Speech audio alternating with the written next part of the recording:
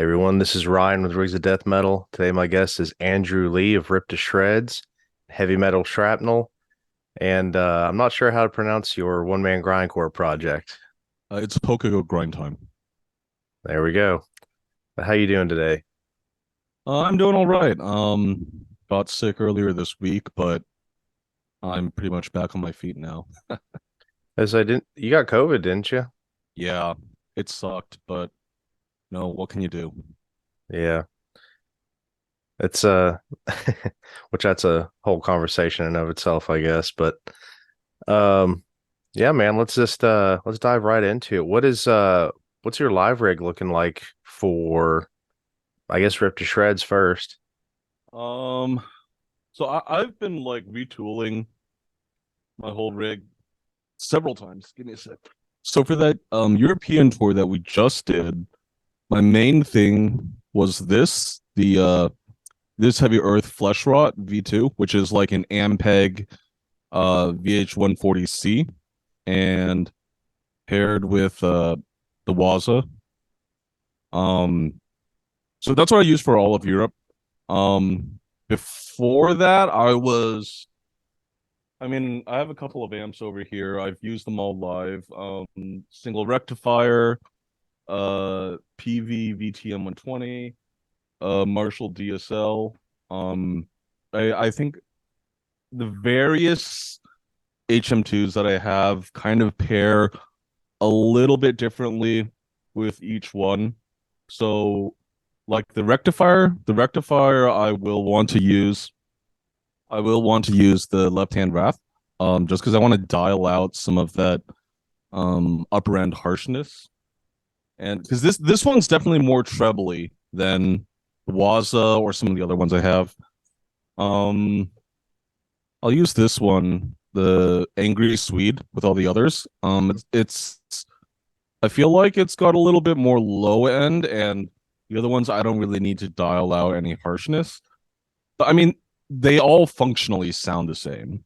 No, Sure. they're all going to give you like the same type of sound. It's really just me being real anal about it on stage.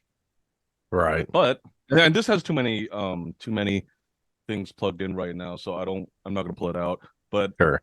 right now, I switched over to the Line 6 HX Stomp, and then I'm still running the Waza in the effects loop, the HX Okay. Stomp. But just after doing so many flight gigs, man, like I got sick of carrying like 5 or 6 different physical stomp boxes around. I don't like pedal boards. I don't like having, this giant piece of wood or plastic or metal or whatever that I need to like carry around. It's bulky, it's big, it's a pain in the butt to get in your luggage. And the HX Stomp is tiny. And I can fit my entire rig. I can tuner, a good amp sim, my lead sound, which is like delay and reverb. And then actually what I've been wanting to do for a really long time is to be able to turn off the HM2 when I play a solo. I want to turn off the HM2, turn on all my modulation effects, switch to like a different overdrive, maybe even like switch to a different amp. And that Mhm. would be really hard to do in the physical world without, either having like a really complicated switching system or like just taking 2 amps out. But with the HX Stomp, I can just like click a button and it completely switches the rig. So it's just like a regular lead sound. That's awesome. That was because I had the stomp for a little while too. That was it. You do get kind of tired of like the tap dance and everything.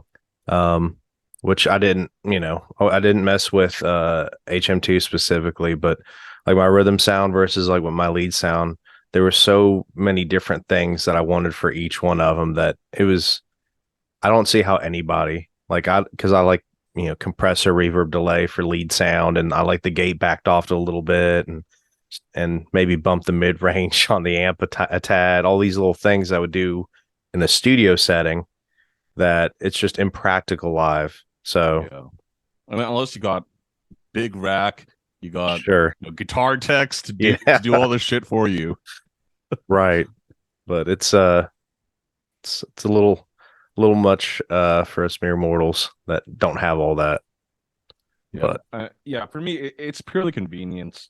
Um, I think the HX Stomp, like the quality of the amp sims, sound pretty good.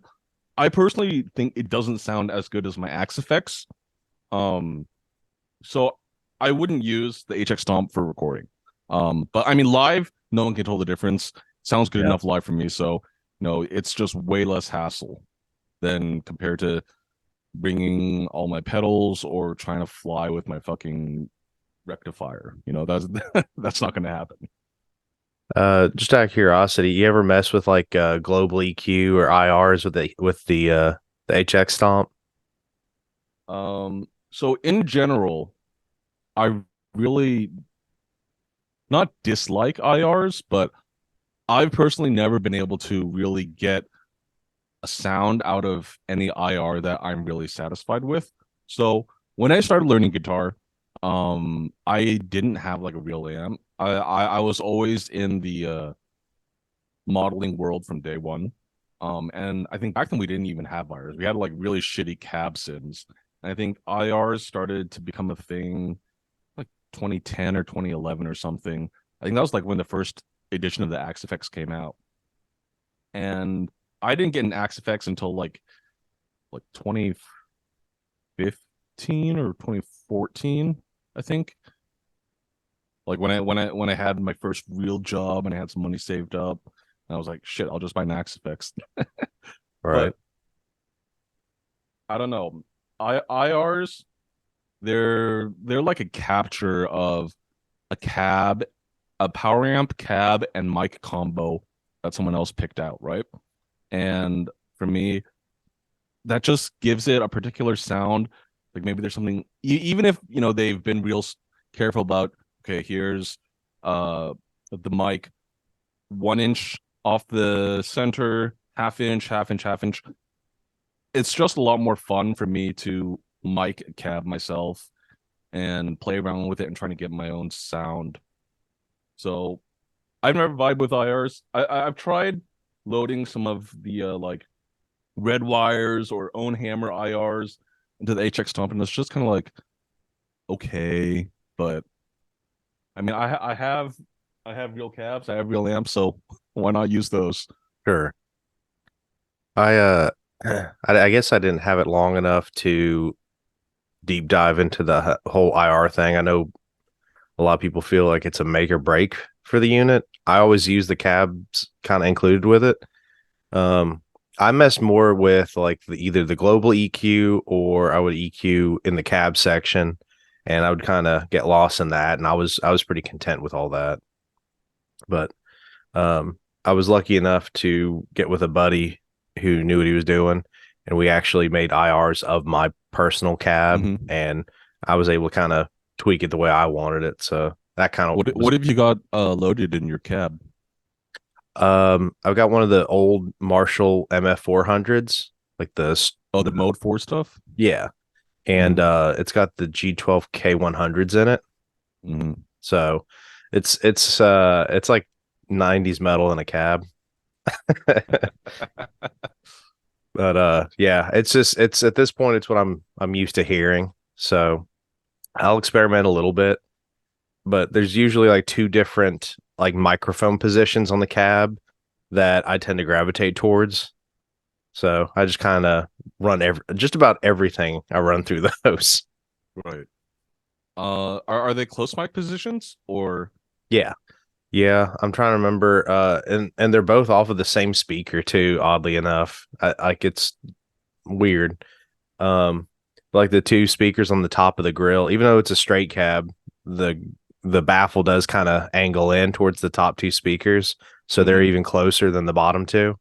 Right, right. And I know one is like, right at the cone and dust cap straight on, and think the other it might be at an angle. So I think it's kind of like a Fredman kind of setup. Mm-hmm.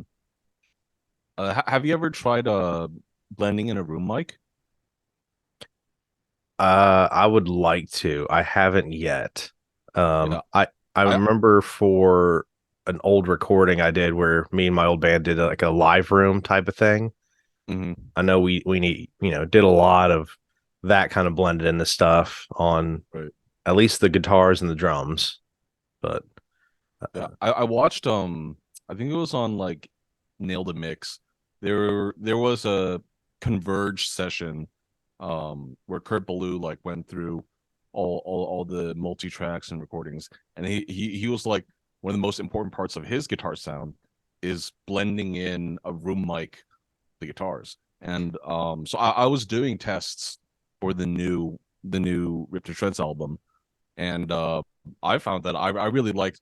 So I had like one ribbon microphone like in inch off the grill and off axis, and then about like 3 or 4 feet back, I had Warm 87 mic acting as a room mic, and then blended together. I thought that kind of it's like the HM2 is like pretty harsh, pretty yeah, bright, and then I found blending those together kind of mellowed it out a little bit. And hmm, so interesting. once we finish the drum tracks, I think that's what I'm going to go with for the main guitar sound. That's really cool. I one of the next demo videos I'm supposed to do is for the death knob, the one knob blender EQ. Hmm. So I'll have to see if I can try to make that happen because that's pretty sick. What is the death knob exactly?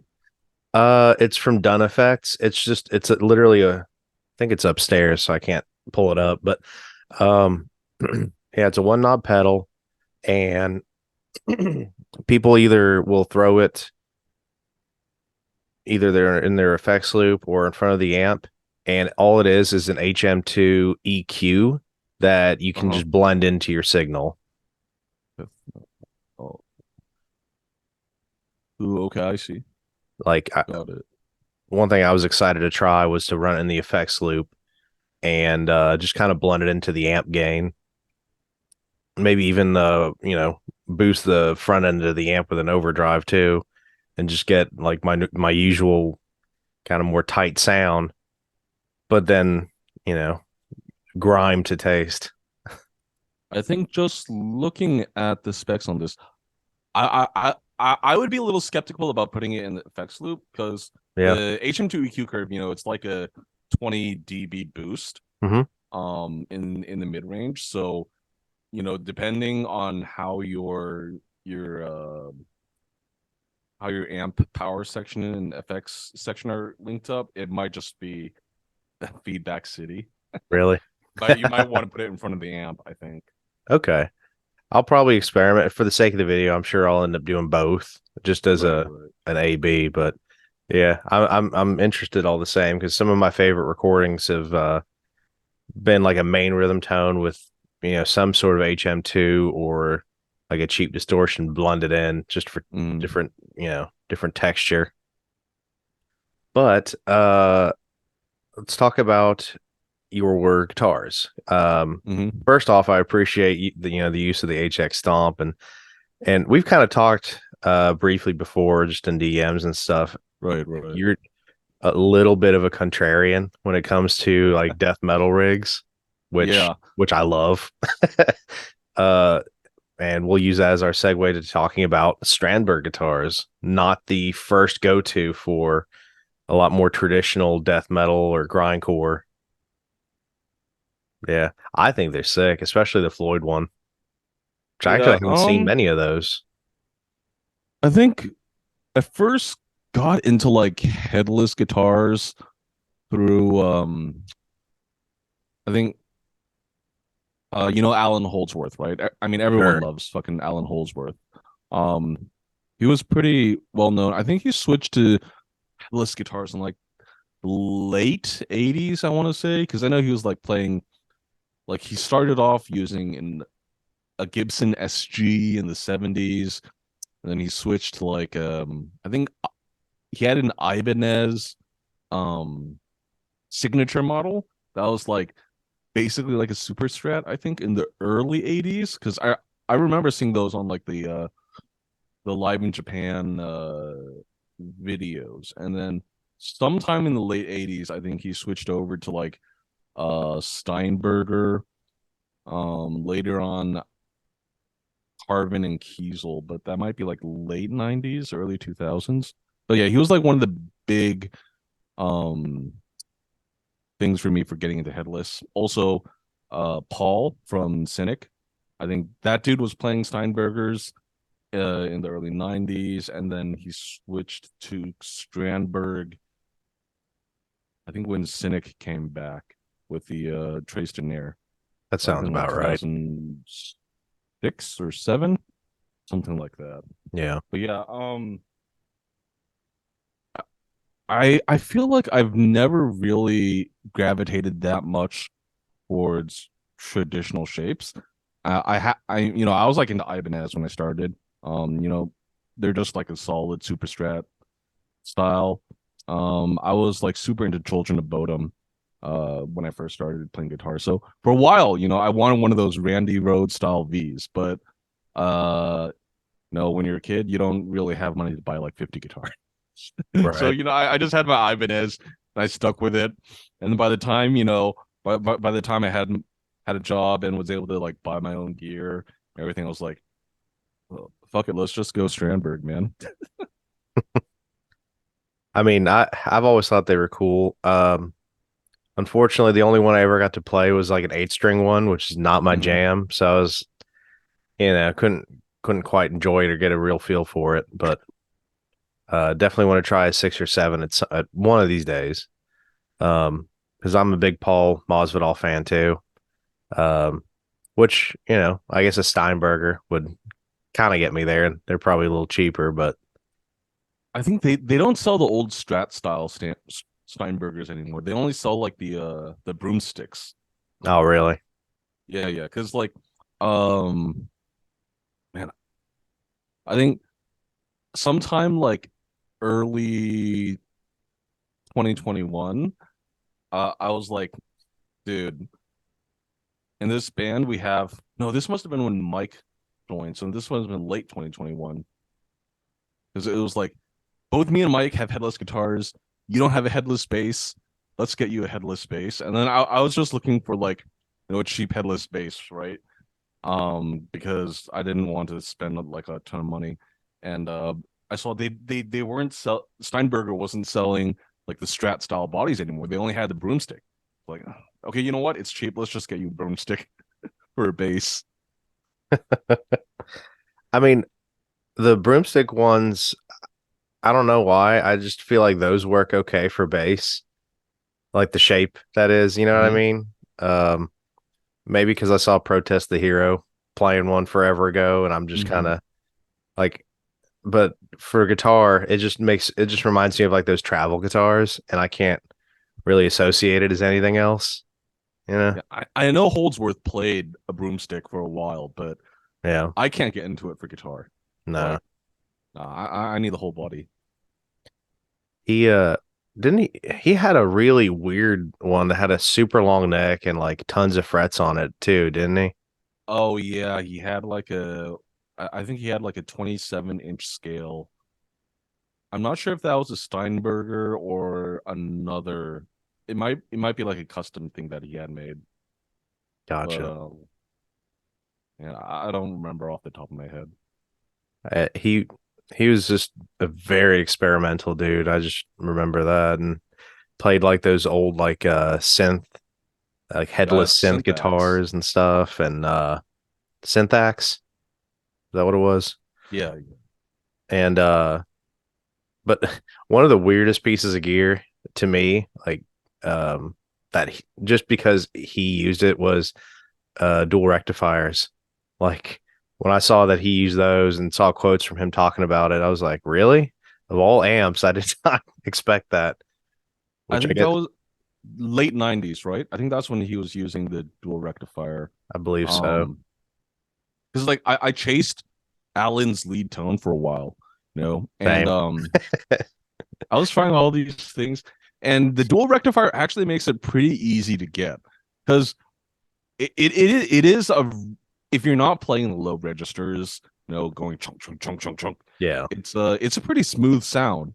And then when you round it out with all like the delay in the chorus, then you can get pretty close. But I think when I saw Alan live, I think he all I think he was using H and K, like Okay. the H and K switchblade, I think. I know there was like some time he was using like the Yamaha Stomp. I'm not sure if that was like just for chorus or if that was like his entire rig though. I I say, mean, it's kind of weird to think about how long it's been since Alan's actually passed. Like I it, you know. know, I feel like I don't know. Have you ever managed to catch him live? No. I saw him once in 2010, and I think once in 20 maybe 13 or something like that. And I think those were a couple of the last performances before he passed. But you know, it feels like yesterday. First off, I'm majorly jealous. Um, but that it's crazy to me that he was just so with it, like for years. He never like missed a step. He never slacked off. He was just as incredible, there towards the end. If so, what exactly is your musical background? Self-taught, you take private lessons, music school.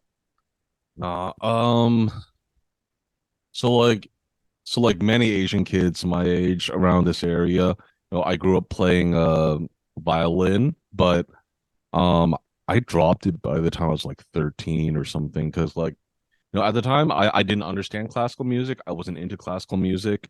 Um so maybe I got into hip hop, got into new metal. It's okay. And We then all were. We can admit it now. I think some years after that, I found In Flames, which is like a big jump, right? You go from hip hop to In Flames, and Mhm. then and it was one of like their terrible Nullcore albums. Like I can objectively understand that it's terrible now, but I thought it was amazing back then. And then from there, that's just kind of how I got into rock music in general. It's Sure. like, shit, I'll learn to play guitar, you know. Um, I think mostly I learned out of like, like those old 80s instructional books. Um, I did take lessons like on and off, um, but not really for longer than a couple of months. So, but I mean, I wasn't really like serious about playing guitar at that time for a really long time, really, until I took private lessons with this one dude in the East Bay. Hmm. This was like after college, after I moved back to the Bay Area. And there was this one guy in the East Bay, his name's Jacob Light, and he actually like runs he was teaching, I think he was only teaching private lessons back then, but now he like runs like a music school or something. And then I found him to like be a super inspiring teacher, and he managed to really push me into playing more seriously, being more active about music, and trying to like write my own music. So really, even though like a large amount of like technique and ability I mostly worked on my own, I never really got that push to do more with it until I met this teacher.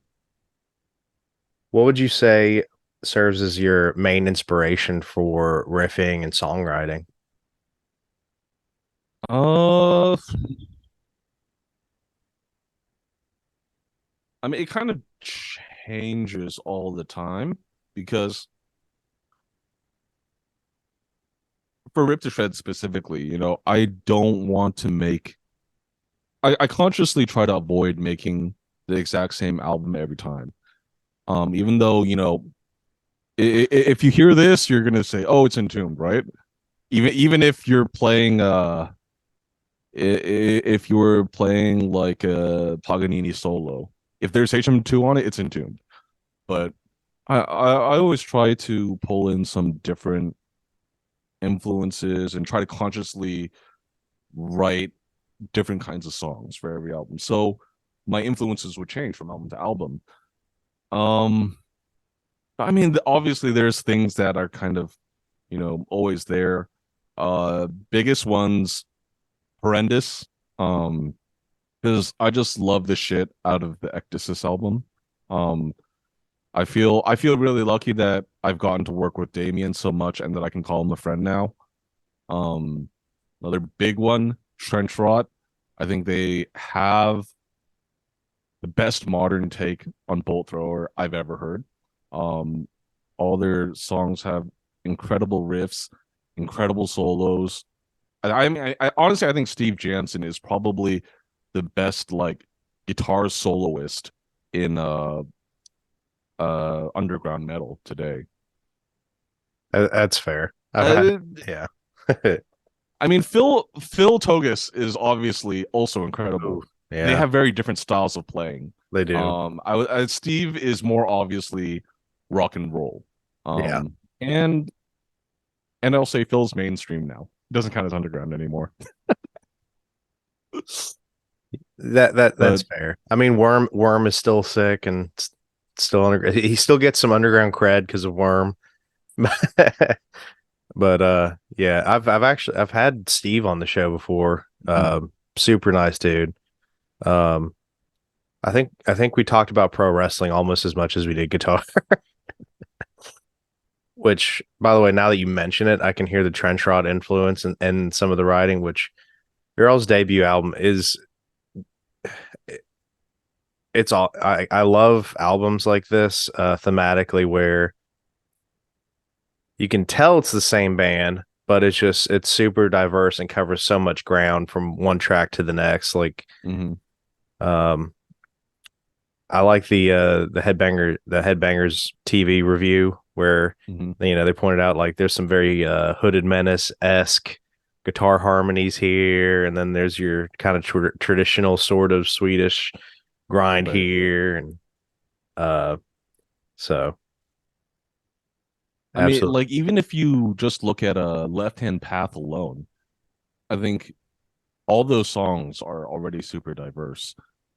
I mean, you have like Supposed to Rot is like super straightforward, super maybe Slayery or Repulsion-y type of song, and then you have a lot of very groovy D beat style songs like Revel in Flesh or Bitter Loss. And those are like super punky and super not like the other songs. And then um something like Morbid Devourment or Abnormally Deceased, it's just like very classic Swedeath, you know.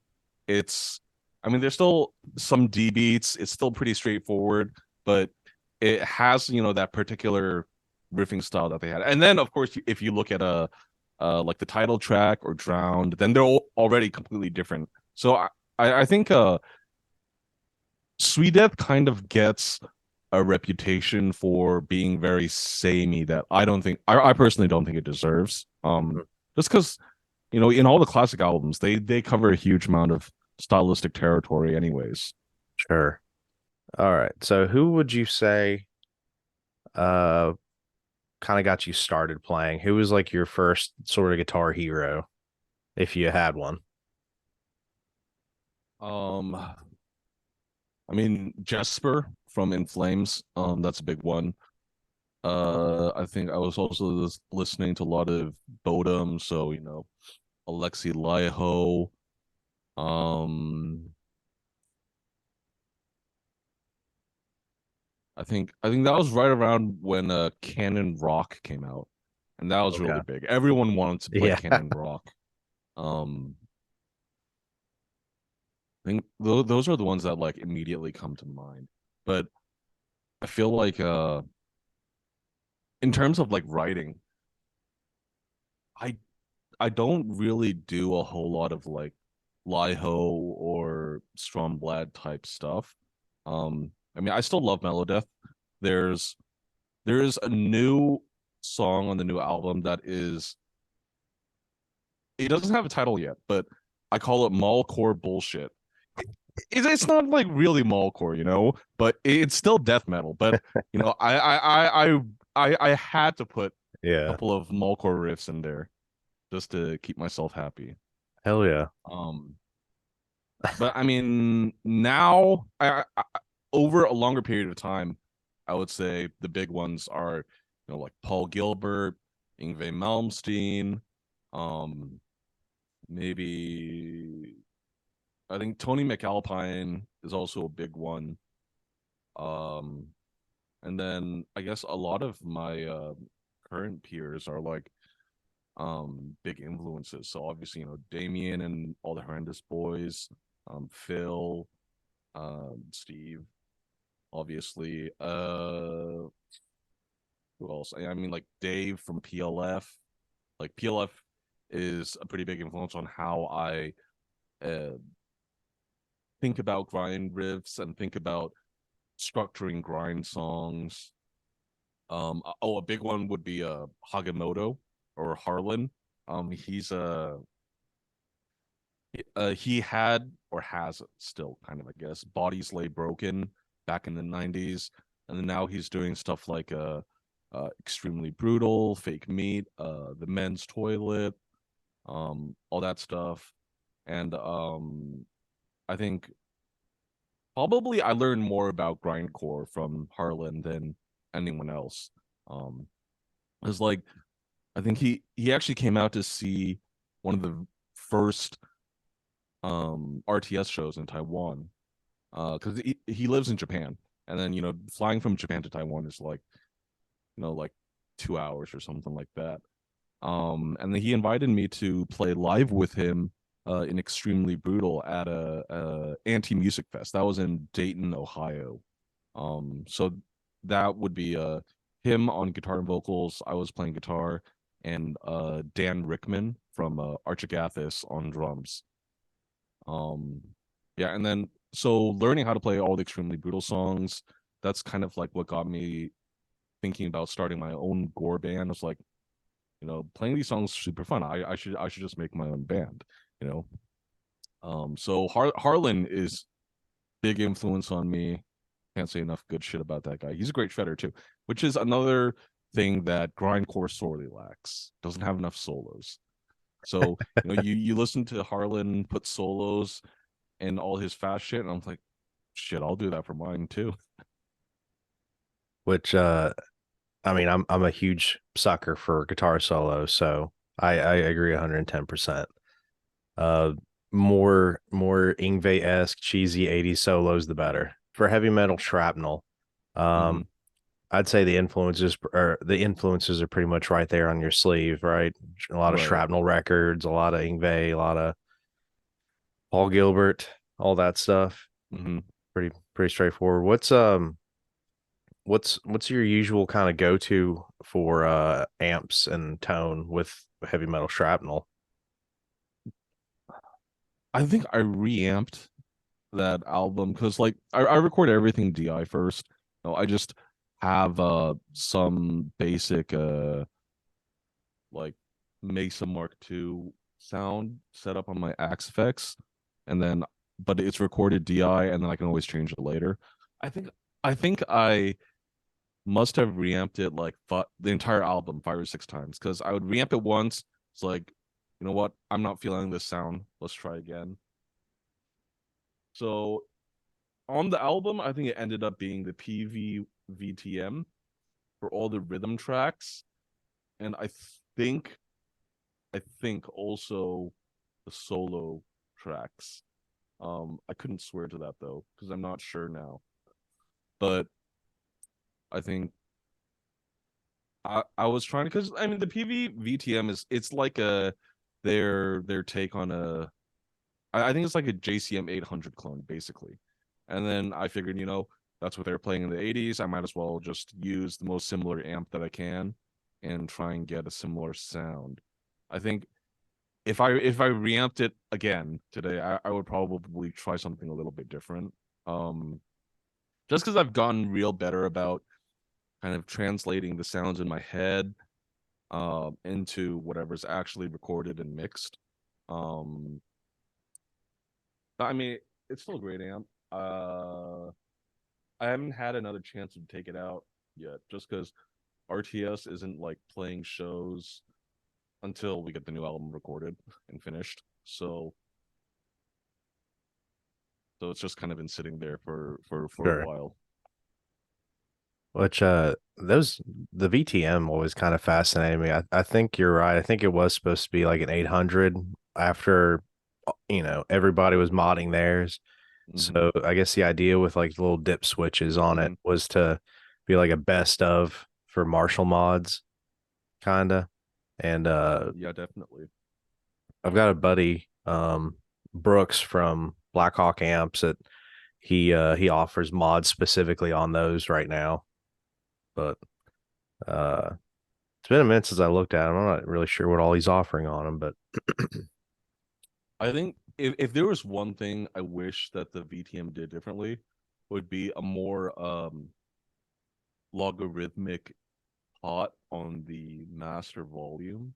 I don't know if because I've never played a real JCM 800, and maybe that's like the same behavior where the master volume, goes from very quiet to super loud in like a millimeter of travel, right?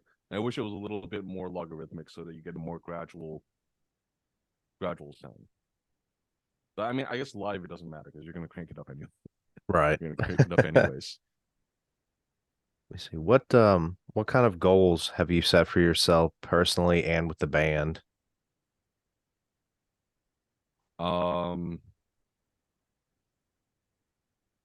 I mean, I guess my main are I can't speak for the other guys, obviously. Um, but for myself, it's just to make music that I like. And I guess all the other stuff that comes with it, promoting albums, going out and playing live shows, going on tour or whatever. I guess those are just things that, I kind of feel obligated to do to, you know, help our album sell or whatever. But at the end of the day, I just want to make songs that songs and recordings uh that I would want to listen to, you know. Um it I can't really imagine like a concrete kind of goal for what I want with a band besides, as long as we keep making cool shit, we'll keep doing the band if we because I definitely don't want to be one of those legacy bands where they're 30 years into their career or whatever and they're making some shitty album every 2 years so they can keep going on tour, keep their machine rolling, make sure the money's still coming in and they can pay their bills. So in that sense, I guess I'm kind of glad that RTS isn't like a professional touring type of band because we can just, you know, we just do what we want. We want to make some cool tunes, and if we don't, then we'll just stop. Uh the legacy band with a shit album every 2 years kind of cracked me up. Made me There's think. so many of them, but I mean, like you get it, right? Because Yeah, it's yeah, their career. It's how they put money on the table. It's how they pay their mortgages. So you can't really fault them too much for that. But um, yeah. So I'm glad that we're not pro. sure, sure.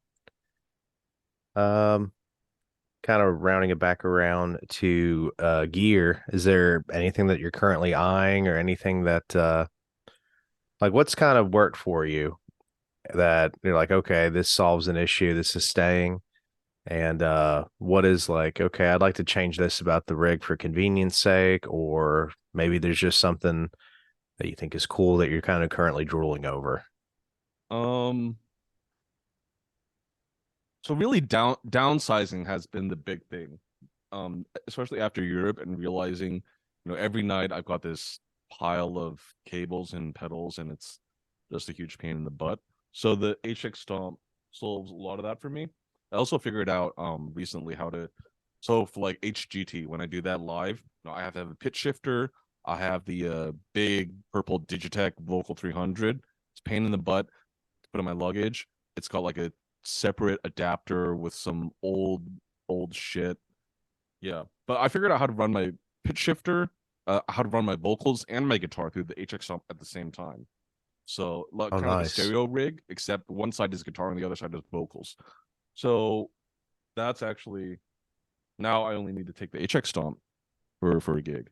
But I think for new stuff, I have a guitar being made right now. So full custom, not so like Kiesel is like a uh it's like semi-custom, right? You can tell them, okay, I want ABC options, but you can't tell them I want a different I want you to customize my shape. I want you to, move the location of knobs around or whatever.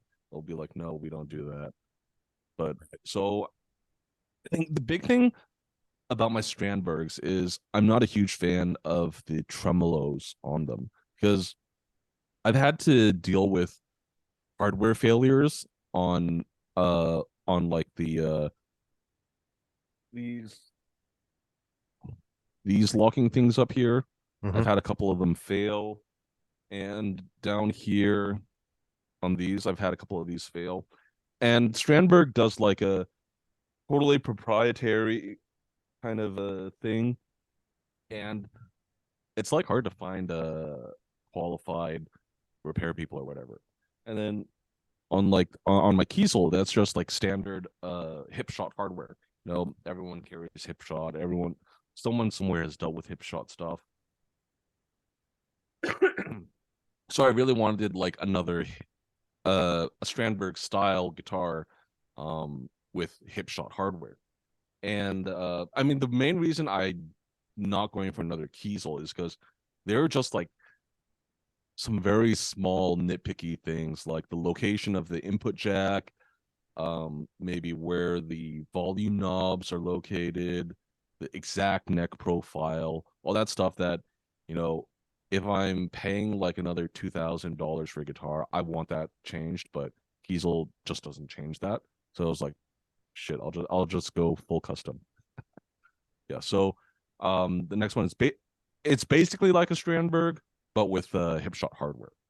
Gotcha. And And that one, I think that one I don't remember what's in what the body wood is, but I mean I don't believe in tone wood. So especially I mean dang, I've got the fucking chainsaw, and even if right? tone wood was real, I don't think it would matter at all with a chainsaw. But maple fretboard, I love maple. Like I Yeah. think maple fretboards are the best kind of fretboard. I mean I have ebony, I have rosewood, doesn't feel as good as maple to me. And the pickups I have um bare knuckle. I don't remember the exact name, but it's like their PAF style pickup. Gotcha. Um, for the next custom, you said that one was going to be Kiesel as well, or who did you say was No, making no, that one? it's an Italian maker called Sick SIC Sick Guitars. Okay. I don't think I've heard of them yet. I'll have to look them I, up. I think they're relatively obscure. I guess they mostly like sell to Italian customers, I think. But, Yeah. I looked through a lot of headless builders, and most of them either cost like an arm and a leg, or they had really ugly shapes, or they wouldn't customize it the way I wanted them to. It's like, this guy will do it. Let's go for it. Hell yeah. Um, which by the way, just throwing in 2 cents on the whole wood thing. I'm right there with you. I got a custom, can't remember if it was earlier this year or late last year. Time runs together, but it was some wood choices I never messed with before that I don't think I could ever go back to anything else now. It's just like an alder body and then like a roasted maple neck, and it weighs like nothing, and Mhm. it's awesome. Like Yeah, it's I'm over heavy guitars, dude. I'm right. so over heavy guitars. And and for anyone talking crap, we lift weights, but it's nice just to have a light guitar that you don't have to think about. You can just play it and it's not obtrusive in any way. I mean, I think a lot of this heavy guitar crap is it's like it's just superstition for guitarists. It's like, Yeah, if you play a super heavy string gauge, then all your bends magically sound better. It's like, no, you're just ripping up your own fingers. It sounds the same. right. Yeah, the string gauge is another thing. It's like Yeah, I just have nines. Like they if they work fine. sure. It's like for me, if it's like standard E, it's like a 9 set, and then up a gauge for every whole step or something. That's kind of my usual formula or whatever. Um, well, let's go ahead and head to the conclusion of this with the way I always end these, and that's a top four death metal albums and or bands. Bro, you got to narrow it down a little more than that. You Nah, can't just say top four and then leave it at that. nah. You got to say top four of something, or All right. We normally I like this question just because it makes people kind of squirm and think about it for a bit. But we'll just say that are particularly influential to you. okay. Does that help? Yeah. So, Okay. number one, Ecdysis, horrendous. Love that album to bits. It's what got me back into, underground death metal after being like a gent kid for 10 years. Um, Dead Congregation, Promulgation of the Fall, same year. Incredible fuck. When I finally saw Dead Congregation, man, it was at a shit Metal Threat. Yeah, Metal Threat. God, they were so good. Like when they were supposed to come to like California for California Death Fest in like 2017 or something, and then they had a drop and they got replaced by Drawn and Quartered, and I was so pissed. I refused to listen to Drawn and Quartered for like 5 years just because of that. But I mean, they were really incredible. And I guess if we're going with influential on me, I have to put Necronomic Warfare by Trench Rod on there. Um, but let's switch it up. So instead of that as my number three, I would go with Reptilian's Perennial Death Traverse. Um, that's like a Norwegian death metal album. It just speaks to me in a way that like Obliteration doesn't. I still love Obliteration. Like they're obviously completely ripping off Obliteration, but for my own personal tastes, I like the way they do it better. Um and for it's kind of hard. Maybe Undergang's first album. Yeah. Um I have no idea how to pronounce it. Like Indented Afdoden, something like that. Yeah, I'm not But sure either. I know which one you're talking about, but it's super fucking nasty. It's super fucking grimy. I mean, personally, I don't think they've ever topped that. I mean, all their other shit's good, but like Afdoden is like a fucking top tier. hell yeah, killer list. It's not that there's anything wrong, but we usually kind of get like a lot of the classics and stuff, and it's kind of refreshing because a couple of those bands I'll be honest, I'd never heard of before, so now I got some homework. But Andrew, I want to thank you so much for coming on to the show. It was a For sure. pleasure having you. Um, loved getting to chat here. You've been a guest I've been wanting to have on for a while because Mhm. I fucking love the debut record from Rip to Shreds. Thanks, man. Um, it's it's one of the few that I actually have downloaded like to my phone, not just on Apple Music or whatever. Just Mhm. you know, steady rotation. Um, that being said, How do you pronounce it exactly? Because I want to make sure I'm not butchering it. The Jubian? debut. Yeah. The relapse one. Yeah. The relapse one is Jubian. Okay. I wasn't far off. So I mean, Jubian is like close enough. Yeah. I was like, it's like a really butchered American accent version of it, is what I was doing, I guess. But It's close enough, man. yeah, yeah. Well, yeah, dude. Thank you again. Is there anything you want to plug real quick before we hop off here? Um, I guess any of you guys are in the San Jose area, we HGT has a show on the 30th of September. It's gonna be at the Orifice.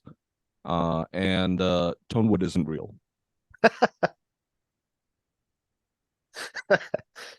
Hell yeah. Oh, I love that. I think I may have to make like a if we don't do a merch drop like with a t-shirt that says that soon, then you have to. Hell yeah, man. Well, thank you so much, and For sure. everybody, go follow Andrew. Go follow all of his projects. They're all sick. Um, but yeah, have a good weekend, Andrew, or what's left of Sure, it you too, anyway, I man. should say. Awesome. Peace out, guys.